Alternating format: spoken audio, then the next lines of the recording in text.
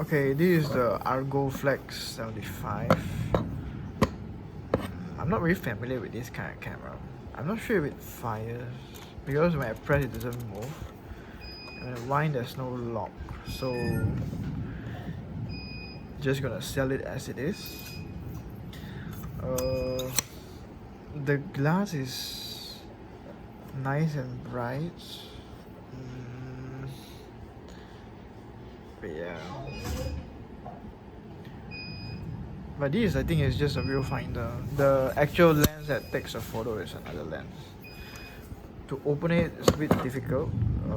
This one I use like a metal thing to, wrench it open. This is the inside.